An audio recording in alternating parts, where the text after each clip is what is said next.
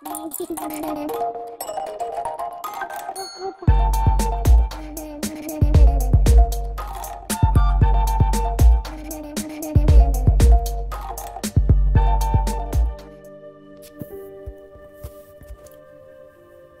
শ্রেষ্ঠ গল্প মানুষ। অপলক দৃষ্টিতে চাহিয়াছিলাম। গঙ্গা বক্ষে সূর্য অস্ত যাইতেছে। পশ্চিম দিগন্তে বর্ণনাতীত বর্ণ সমারোহ। নানা আকৃতির মেঘমালা স্বপ্ন সায়রে নিমগ্ন। সাদা পাল তুলিয়া কয়েকটি ছোট নৌকা স্রোতমুখে মন্থর গতিতে ভাসিতেছে। ইতস্তত উড্ডীয়মান মাছরাঙা পাখিগুলি সন্ধ্যারুণ রাগ রঞ্জিত। টলমল নদী জল আরক্ত স্বর্ণবর্ণ।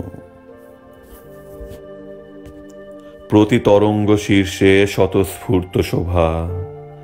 তৃণাঞ্চিত শ্যামল তীরে দেবালয়।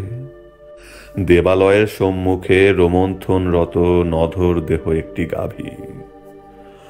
আরও একটু দূরে মুদিত নয়ন একটি মার্জার। দেবালয়ে করুণ গম্ভীর সুরে নহবত বাজিতেছে। পৃথিবীর অপরূপ আলাপ। চতুর্দিক স্বপ্নাচ্ছন্ন। নদীর তীরে ঘাসের উপর তন্ময় হইয়া বসিয়াছিলাম। ভাবিতেছিলাম, কি সুন্দর এই পৃথিবী। সহসা চমকাইয়া উঠিলাম। আমার পিছনে কে যেন জড়িত কণ্ঠে কথা কহিল। ফিরিয়া দেখি একটি ভিখারি এবং তাহার সহিত একটি মেয়ে। ভিখারি কুষ্ঠ ব্যাধিগ্রস্ত, হস্তপদ অঙ্গুলিহীন। নাসিকার স্থানে একটি গহ্বর। বিকৃত বিভৎস মুখখানায় মিনতি ফুটাইয়া আনুনাসিক কণ্ঠে ভিক্ষা চাহিলেন। একটি পয়সা বাবু। সঙ্গের মেয়েটিও সে কথা পুনরাবৃত্তি করিল। মেয়েটির বয়স 16-17। শরীরে কোনো ব্যাধি আছে বলিয়া মনে হইল না। পরনে একটি মাত্র বসন, শতচ্ছিন্ন। বসনের শত ছিদ্রপথ দিয়া নবমুকুলিত যৌবন উপচাইয়া পড়িতেছে। দারিদ্র্যের মলিনতায় তাহা লাঞ্ছিত, তবু তাহা যৌবনশ্রী। মেয়েটিও সে সম্বন্ধে সচেতন। তাহার মুখ চোখ ভাবভঙ্গি ইঙ্গিতময়। এরূপ কুষ্ঠ ব্যাধিগ্রস্ত লোক ও যুবতী ভিখারিণী ইতিপূর্বে আরো দেখিয়াছি, কিন্তু আজ সহসা তাহাদের নতুন দৃষ্টিতে দেখিলাম। ব্যাধি ও স্বাস্থ্য পাশাপাশি দাঁড়াইয়া আছে একই উদ্দেশ্যে। ক্ষুধার অন্ন চাই। ভিক্ষা ইহাদের ব্যবসায়। সেই ব্যবসায়ে একজন মূলধন করিয়াছে ব্যাধিটাকে, আর একজন যৌবনকে। দুজনকেই 2টি পয়সা দিলাম। চলিয়া গেল। কুষ্ঠরোগী লাঠি ধরিয়া অতি কষ্টে ধীরে ধীরে।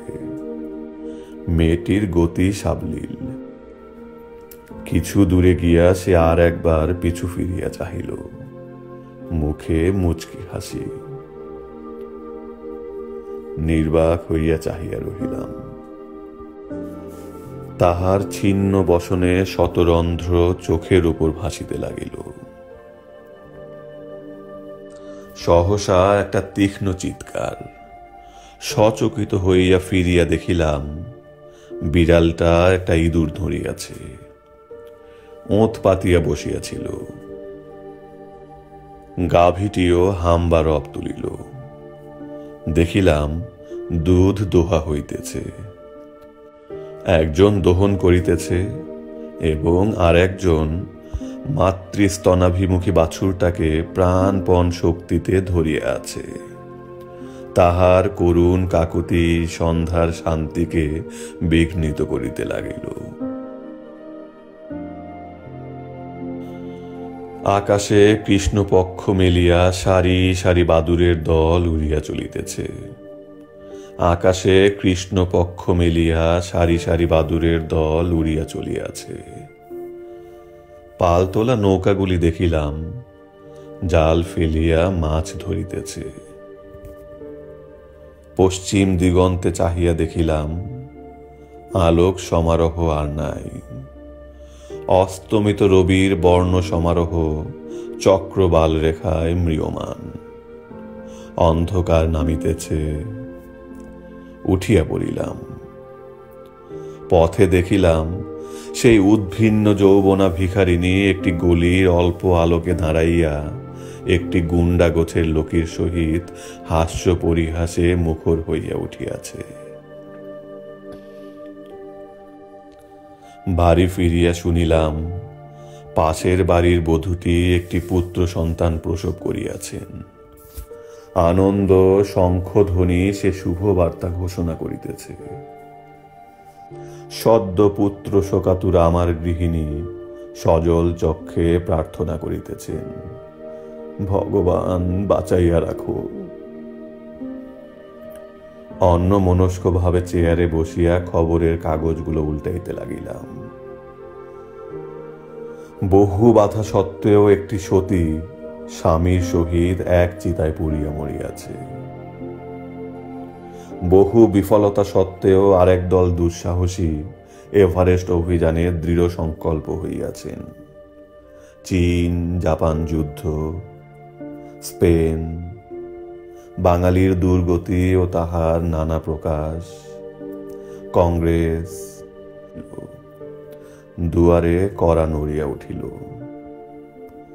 পিয়ন তার আনিয়াছে। সুসংবাদ, আমার অকর্মণ্য ভাইটির চাকুরি হইয়াছে। এই চাকুরিটির জন্য 500 প্রার্থী ছিল। বিদ্যায়, বুদ্ধিতে, চরিত্রে আমার ভাইটির অপেক্ষা অনেক শ্রেষ্ঠ ছিল। তবু তাহাদের অতিক্রম করিয়া কেবলমাত্র সুপারিশের জোরে আমার ভাই চাকরিটি পাইয়াছে। এত বড় অবিচারে এতটুকু বিচলিত হইলাম না, উপরন্তু খুশি হইলাম। ছাদে উঠিলাম। কালো মেঘের স্তর ভেদ করিয়া অপরূপ শোভায় চাঁদ উঠিতেছে। পূর্ব দিগন্ত জ্যোৎস্না পুলকিত। মুগ্ধ বিস্ময়ে চাহিয়া রহিলাম। আনন্দটাকে সম্পূর্ণ উপভোগ করিবার জন্য একটি সিগারেট ধরানো প্রয়োজন। পকেটে হাত দিয়া দেখি সিগারেট কেস খালি। সিগারেট আনিতে ভুলিয়াছি। আবার মনটা বিগড়াইয়া গেল। উদীয়মান চন্দ্রকে আকাশে রাখিয়া সিগারেট কিনিবার জন্য আমি আবার দ্রুত গতিতে গলিতে নামিয়া গেলাম।